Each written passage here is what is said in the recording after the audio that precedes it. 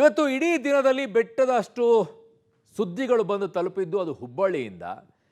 ಅದೇನು ಅಂತಂದರೆ ಮಹಿಳೆಯನ್ನ ವಿವಸ್ತ್ರಗೊಳಿಸಿ ಪೊಲೀಸರು ಕರ್ಕೊಂಡು ಹೋಗಿರುವಂಥ ಸುದ್ದಿ ಬಂತು.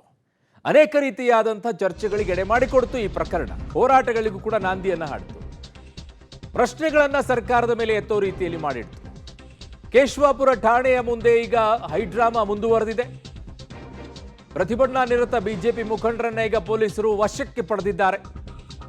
ಮೇಯರ್, ಉಪಮೇಯರ್ ಸೇರಿ 15 ಮಂದಿಯನ್ನ ಕೂಡ ಪೊಲೀಸರು ವಶಕ್ಕೆ ಪಡ್ಕೊಂಡಿದ್ದಾರೆ. ಬಾಲಿಕೆಯ ಕಾಂಗ್ರೆಸ್ ಸದಸ್ಯೆಯ ವಿರುದ್ಧ ಎಫ್ಐಆರ್ ದಾಖಲಿಸುವಂತೆ ಪಟ್ಟು ಹಿಡಿದು ಹೋರಾಟವನ್ನ ಮಾಡ್ತಾ ಇದ್ರು. ನೋಡಿ ಏನಾಗ್ತಾ ಇದೆ.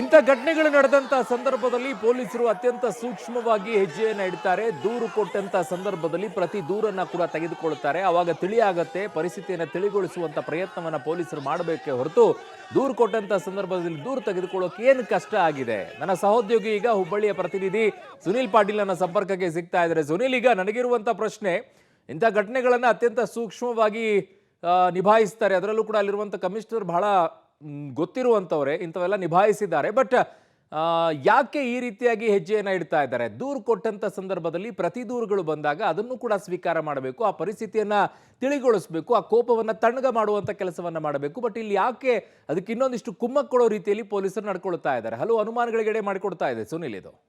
ಎಸ್ ಅರುಣ್, ನೀವು ಹೇಳಿದಂತೆ ದೂರು ನೀಡುವಂಥ ವಿಚಾರದಲ್ಲಿ ಇಷ್ಟೊತ್ತು ತನಕ ಮಾತುಕತೆ ಆಯಿತು.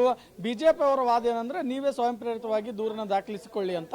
ಆದರೆ ಪೊಲೀಸ್ ಕಮಿಷನರ್ ಹೇಳಿದ್ದು ನೀವು ದೂರು ಕೊಟ್ಟರೆ ನಾವು ಖಂಡಿತವಾಗಿ ದೂರು ತಗೊಳ್ತೀವಿ, FIR ಮಾಡ್ತೀವಿ ಅನ್ನೋ ವಿಚಾರದಲ್ಲಿ. ಸೊ ಹೀಗಾಗಿ ಮಾತುಕತೆ ತಡವಾದ ಹಿನ್ನೆಲೆಯಲ್ಲಿ ಈ ಪರಿಸ್ಥಿತಿ ಬಂದೊದಗಿರುವಂಥದ್ದು.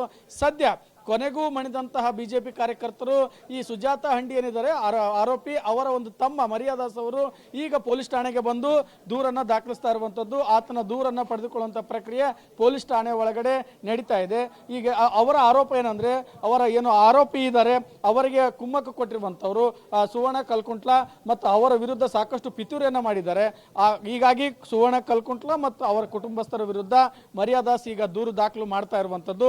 ಇದರ ಈ ಒಳಗಡೆ ದೂರು ದಾಖಲು ಮಾಡುವ ಹೊತ್ತಿನಲ್ಲೇ ಶಾಂತಿಯುತವಾಗಿ ಪ್ರತಿಭಟನೆ ಮಾಡ್ತಿರುವಂತಹ ಬಿಜೆಪಿ ಕಾರ್ಯಕರ್ತರು ಭಜನೆಗೆ ಮುಂದಾಗಿದ್ರು.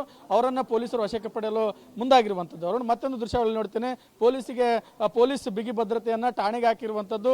ಪರಿಸ್ಥಿತಿ ತಿಳಿಗೊಳಿಸುವಂತಹ ನಿಟ್ಟಿನಲ್ಲಿ ಪೊಲೀಸರು ಮುಂದಾಗಿದ್ದಾರೆ. ಆದ್ರೆ ವಶಕ್ಕೆ ಪಡೆದಿರುವಂತದ್ದು ಎಷ್ಟು ಮಟ್ಟಿಗೆ ಸರಿ ಅನ್ನೋದು ಕೂಡ ಈಗ ಕಮಿಷನರ್ ಅವರು ಉತ್ತರ ನೀಡಬೇಕಾಗಿರುವಂತದ್ದು. ಸದ್ಯ ಪರಿಸ್ಥಿತಿ ತಿಳಿಯಾಗಿದ್ದು ಪೊಲೀಸರು ಈಗ ದೂರನ್ನ ತೆಗೆದುಕೊಳ್ತಾ ಇದ್ದಾರೆ. ಅರುಣ್. ಓಕೆ ಸುನಿಲ್, ನಿಮ್ಮೆಲ್ಲ ಮಾಹಿತಿಗೆ ಧನ್ಯವಾದಗಳು.